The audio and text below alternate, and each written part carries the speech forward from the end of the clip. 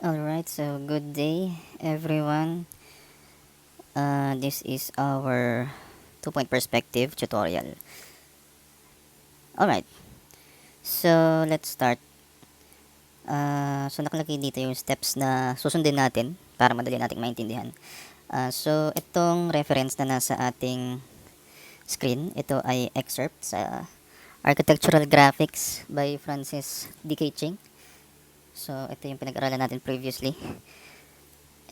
So itong gagamitin natin na reference para matuto tayong mag two-point perspective ng step by step para madali nating maintindihan kung ano yung nasa book. Okay, so start na natin. So ito yung pinili natin kasi uh, ito yung medyo complicated. And then the rest is just variations of this. Okay, so let's start. So let's follow the steps. Okay, so first, so una, floor plan. Babaan ko lang tong image opacity niya. So kunyari, blank paper. Okay. So una, floor plan. Kailangan meron ka munang floor plan. Okay. So in this case, ang floor plan natin ay itong given na rectangle. Kailangan makapagawa muna tayong plano. Siyempre pag magagawa tayo ng plano or bago tayo makapag-perspective, kailangan meron muna tayong plano. Or not always necessarily is the case, pero yan. In this case, na graphics yung subject natin, kailangan muna natin ng floor plan. Pero pag nagde-design ka, definitely have the freedom to perspective agad before floor plan. Especially when you're conceptualizing. Okay, so una, floor plan. And then, second step ay yung angle. So nakita nyo naman, meron na tayong angle dito. So hindi pa natin nade-determine kung alin ang front at side. So let's assume. So let's assume na ang front natin ay yung long side, which is this one. And then ang sides natin ay yung short side. And then rear na yung likod. So kailangan natin mag-determine ng angle na gagamitin nating floor plan. So, ano bang iba pang angle? So, pwedeng halos full frontal. Pwedeng 45 degrees halos. So, since ang front natin ay yung gusto nating ma-emphasize, so, gawin natin na medyo front-facing yung perspective natin. Okay? So, let's continue. So, una floor plan. Kailangan may floor plan ka na para sa dimensions. Second, angle. So, i-determine mo kung ano yung gusto mong ipakita or face ng perspective. So, next, picture plane location. So, let's locate the picture plane. So, ang picture plane, nag-iiba yan ng location. So, depende sa layo ng picture plane. Depende sa layo ng picture plane, pwedeng lumaki yung image. So, I'll show an example.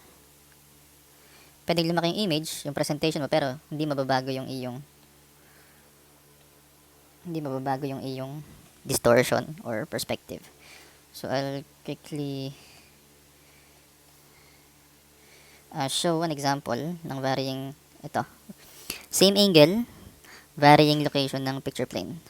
So as you can see, ito yung iisa lang yung level ng floor plan, pero yung picture plane, PP1, PP2, PP3, nag-iiba ng location. So anong nangyari?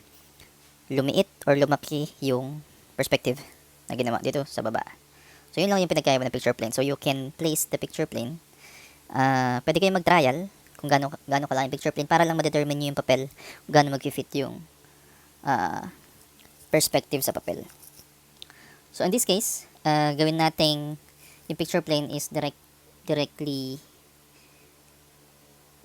nakapatong dun sa floor plan. Directly in contact yung corner dun sa picture plane. Okay? And then, next step is station point distance. So, station point, pwedeng malayo. So, in this example, is P1, at that particular distance. Is P2, station point 2, this distance. So, dito natin makikita ano pinagkaiba ng iba't ibang layo ng station points.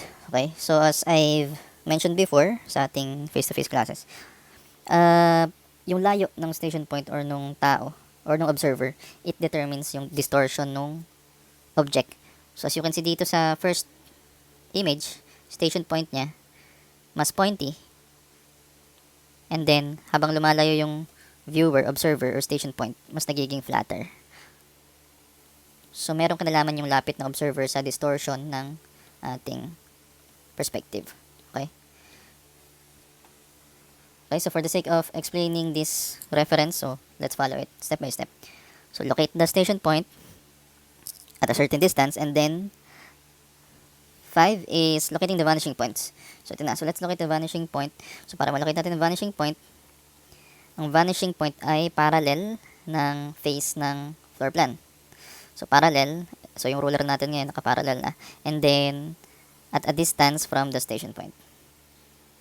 Okay? So, let's locate the vanishing point. So, parallel from the station point. And then, kung saan mag-intersect sa picture plane, na andun ang location ng vanishing point from the picture plane. So, wait lang natin. So, another 90 degrees from the station point parallel sa floor plan. So, ito yung another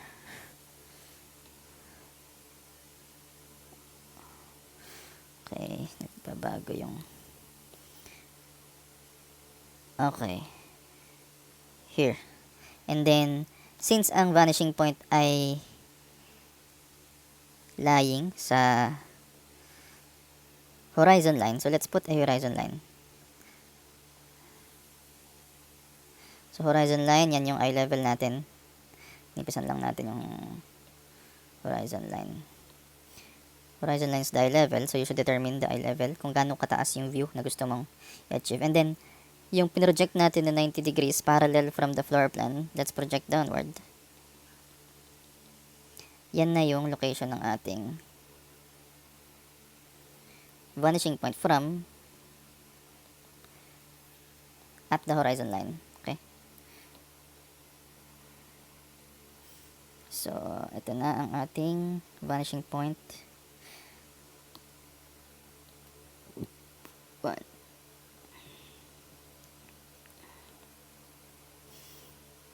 VP 1 VP 2. So 2 point perspective, dalawang vanishing point. Okay? Okay, so meron na tayong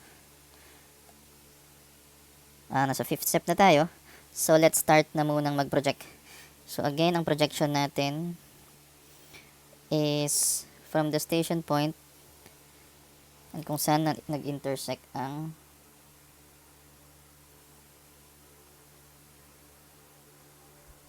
projection lines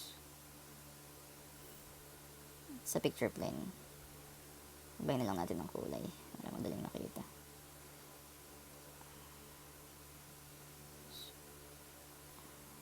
Ito. Okay. Yung corner, directly lang. So, projection lines natin, ganyan. And then, yung intersection from the picture plane ng ating projection is ito, ito, and then project natin to vertically. Ayan.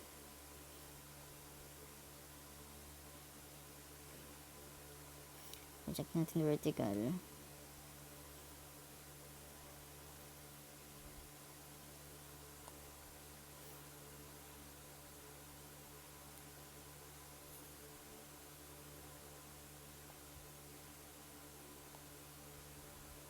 So, ganitong ating example is para lang maintindihan natin kung ano yung nasa book. So, kaya ko to, ito yung ginamit nating reference. Okay? So, na-project na natin yung sides ng ating floor plan. And then, ngayon naman, kailangan natin i-determine yung limit ng ating floor plan. So, to do that, kailangan mag-establish tayo ng height. So, ang next step natin ay height reference. So, in this case, or sa case nito, medyo mataas yung horizon line.